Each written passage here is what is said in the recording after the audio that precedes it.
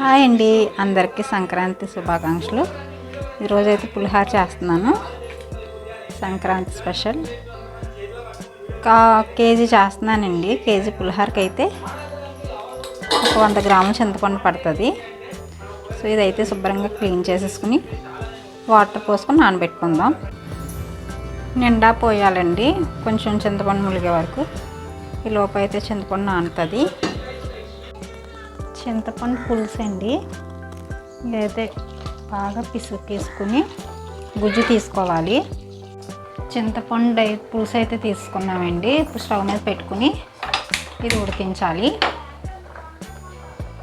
బాగా దగ్గర పడాలన్నమాట ఈ చింతపండు పులుసు అంతాని గుజ్జులా తయారవ్వాలి. ఇదైతే మరుగుతుందండి. చింతపండు పులుసు మరుగుతున్న దాంట్లో అయితే బెల్లం ముక్క వేయాలండి. బెల్లం వేస్తేనే పులిహోర టేస్ట్ బాగుంటుంది. సో నేనైతే ఆ ముక్క వేసాను. ఇప్పుడైతే ఆవ ముద్ద చేస్తున్నానండి.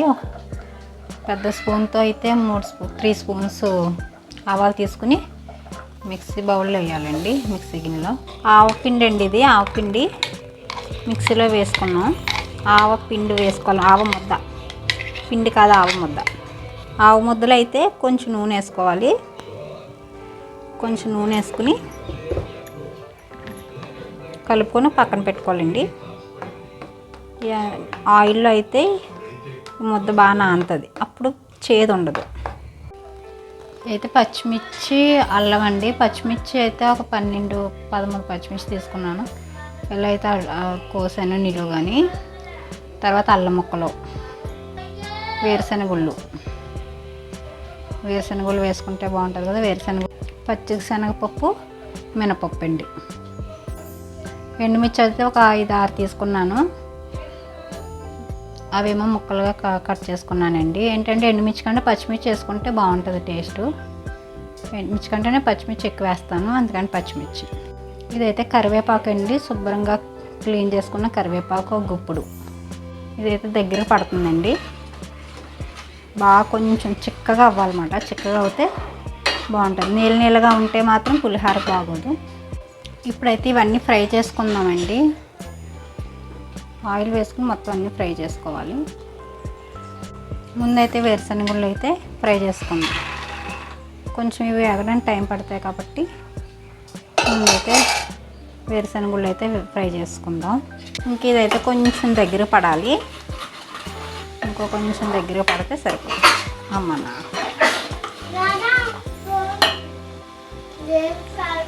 నీకు ఇలా చూడు, హ్యాపీ సంక్రాంతి అని గట్టిగా చెప్పినానా? సరిగ్గా నుంచో, ముందు స్ట్రైట్గా నుంచో, ఇంకా బ్యాక్ వెళ్ళి చెప్పు. ఇప్పుడు ఏంటి గాయ్స్ అండ్ ఫ్యామిలీ మెంబర్స్, ఇవి అయిపోయినాయి. నెక్స్ట్ మినపప్పు, శనగపప్పు. ఇందులోనే ఆవాలు కూడా వేసేయాలండి. ఆవాలు ఎంత బాగా ఎగితే అంత బాగుంటుంది. ముందు ఆవపిండి వేస్తున్నాం కాబట్టి నేనైతే తక్కువ వేస్తున్నాను. ఒక స్పూన్ ఆవాలు అయితే వేస్తున్నాను. బాగా ఆవాలు అయితే చిటపటమనే వరకు వేయించాలండి. కొంచెం సిమ్లో పెట్టుకుని చేసుకోవాలి, లేకపోతే మాడిపోతాయి పోపులు. ఈ చింతపండు దాంట్లోనే కొన్ని పచ్చిమిర్చి వేస్తే కొంచెం పుల్లగా ఉంటుంది అన్నమాట. ఫస్ట్లోనే వేసేస్తే మొత్తం పేస్ట్ కింద అయిపోతాయి. చింతపండు దగ్గర పడ్డాక, కొంచెం దగ్గర పడ్డాక దింపే ముందు పచ్చిమిర్చి వేసుకుంటే టేస్ట్ అయితే బాగుంటుందండి. పచ్చిమిర్చి టేస్టు. చింతపండు ఉడికితే పుల్లగా ఉంటాయి అన్నమాట పచ్చిమిర్చి. చింతపండులో బాగా ఉడికితే పోపులు వేగిపోయాకండి అల్లం ముక్కలు కూడా వేపాలి. ఇవి కొంచెం వేగాలండి. పచ్చిమిర్చి అందులోనే వేసి వేయాలి. పచ్చిమిర్చి మరి ఎక్కువ వేయకూడదండి, కొంచెం లైట్గా వేగాలి. పచ్చిమిర్చి కొంచెం లైట్గా వేగితే బాగుంటుంది. మరీ ఎగిపోతే మెత్తగా ఎగిపోతాయండి కొంచెం, అందుకని కొంచెం దోరగా వేయించుకుంటే పచ్చిమిర్చి సరిపోతుంది. ఇదైతే అయిపోయిందండి చింతపండు. చూడండి అలా వస్తుంది బబుల్స్. అలా దగ్గర పడితే బాగా ఉన్నట్టమాట. కొంచెం వాటర్గా ఉన్న పులిహోరలో కలుపుకుంటే కొంచెం బాగోదు. ఇలా కొంచెం దగ్గరికి బాగా గుజ్జులాగా అవుతే ఇప్పుడైతే టేస్ట్ బాగుంటుంది. ఇప్పుడైతే ఎండుమిర్చి అండి. నేనైతే విడివిడిగానే వేపుతాను, అన్నీ కలిపి వేపను. ఒకటి ఎగుతుంది ఒకటి ఎగదు, అందుకని విడివిడిగా వేపుతాను ప్రతిదీని. ఎండుమిర్చి అయిపోయినాయి. ఇంకా లాస్ట్ ఇది ఒకటే ఉందండి, కరివేపాకు కూడా వేపేస్తే పులిహోర కలిపిస్తాను. నేనైతే నూనె అయితే కొంచెం మరగబెడతానండి. అన్నీ వేయించిన దాంట్లో నూనె మిగులుతుంది కదా, అందులో కొంచెం నూనె వేసి కొంచెం పసుపు వేస్తాను. అసలు అన్నంలో వేయాలి, అన్నంలో వేయలేదు వాళ్ళ. కొంచెం పసుపు వేసి మనకు సరిపడా పసుపు వేసుకోవాలండి. వేసి అన్నంలోకి సరిపడా పసుపు,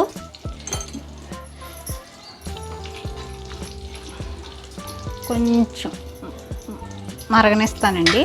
మరగనిస్తే ఆ పసుపు ఆయిల్ కొంచెం ఇటెక్కాక అప్పుడు పులిహోరలో కలిపితే ఆ పసుపు పచ్చివాసన ఉండదన్నమాట. ఆయిల్ కూడా పచ్చివాసన రాదు, టేస్ట్ అయితే బాగుంటుందని ఇలా చేస్తాను. అన్నం అయితే పొడి పొడిలాడుతూ ఉడకబెట్టుకోవాలండి. ఇందులో అయితే కొంచెం శనగపప్పు కూడా వేసి అన్నం అయితే వండేనండి. శనగపప్పు వేస్తే ఇందులో టేస్ట్ బాగుంటుంది.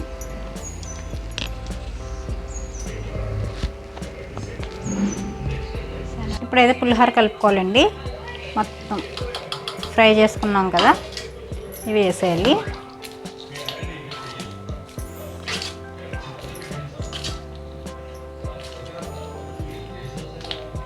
తర్వాత అయితే చింతపండు గుజ్జు వేయాలండి.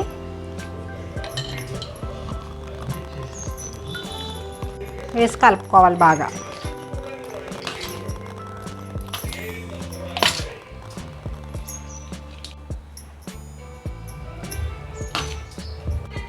అయితే మరగబెట్టిన నూనె ఉంది కదండి, పసుపు అదిని అందులోనే వేసేసుకోవాలి. ఉప్పు కూడా మొత్తం కలుస్తుంది. డైరెక్ట్గా వేస్తే కొంచెం అక్కడక్కడ ఉండిపోద్ది. సో ఇలా అయితే వేసేసుకోవాలి.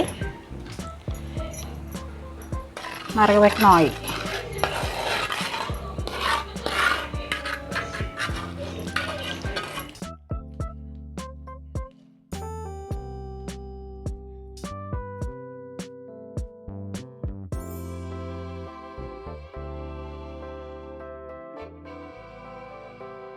ఇప్పుడైతే ఆవపిండి అండి. ఆవపిండి కాదు, ఆవ పేస్ట్, మిక్సీ పట్టిన ఆవ పేస్ట్ బాగా కలుపుకోవాలి దీంట్లో కలిసేలాగా. ఒక నిమ్మకాయ అండి ఇది. నిమ్మకాయ వేసుకుంటే అయితే పులిహోర అయితే చాలా టేస్ట్గా ఉంటుంది. చింతపండు పులుసు తక్కువ అయితే 2 నిమ్మకాయలు వేసుకోండి, లేదంటే ఒక నిమ్మకాయ అయితే పిండుకొని వేసుకుంటే చాలా బాగుంటుంది. నిమ్మకాయ కూడా వేసుకొని బాగా కలిపేసుకోవాలి. నిమ్మకాయ కూడా వేసుకోండి. పులిహోర చేసుకున్నప్పుడు అయితే కంపల్సరీ చింతపండుతో పాటు నిమ్మకాయ వేసుకుంటే అయితే చాలా టేస్ట్గా ఉంటుంది.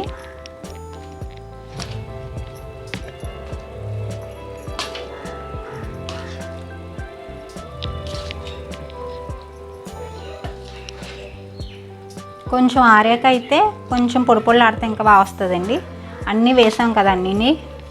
చింతపండు కూడా ముద్దగా వేసాం, ఆవపిండి ముద్దే, అందుకని కొంచెం ముద్దగా ఉంది. కొంచెం ఆరిందంటే పొడి పొడిలు ఆడుతూ వస్తుంది అన్నమాట పులిహోర.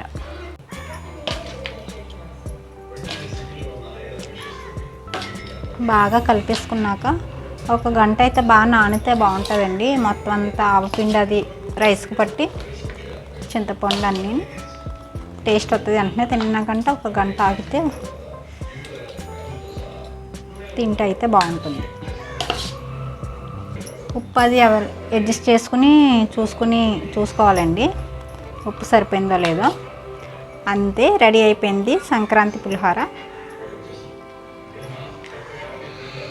సంక్రాంతికి నేను చేసిన పులిహోర అండి ఇది.